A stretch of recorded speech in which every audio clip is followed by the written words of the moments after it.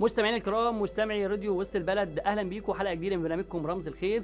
خلاص بقى العشر الاواخر، عايزين الناس بقى تجتهد، على الناس عايزين الناس اللي هم بيسمعونا دلوقتي خلاص بقى خلي فيه حركه اكتر. والنبي صلى الله عليه وسلم في العشر الاواخر كان يعني يشد المئزر، ويبدا النبي صلى الله عليه وسلم يجتهد في الطاعه ويبدا يعتكف. النهارده هنبعت رساله لمين؟ للسفراء. ازاي تكون رمز الخير للسفراء؟ السفراء اللي هو مين؟ زي سيدنا مصعب بن عمير.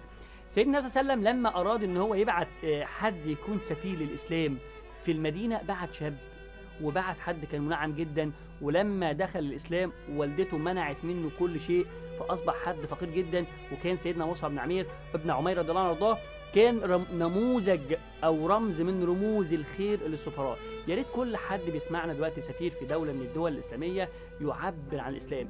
أنا عايزك كمان، مش لازم السفير هو تبع حكومة معينة، ده أنت ممكن تكون سفير في مهنتك، أو ممكن تكون نقيب في حاجة معينة. ازاي تكون رمز الخير في المهنة بتاعتك، او تكون سفير عنها، الناس دايما تشاور عليك. وافتكر دايما سيدنا مصعب ابن عمير رضي الله عنه وارضاه. دي كانت رسالتنا النهارده. نشوفكم ان شاء الله في رمز اخر من رموز الخير. دمتم في امان الله، والسلام عليكم ورحمة الله وبركاته.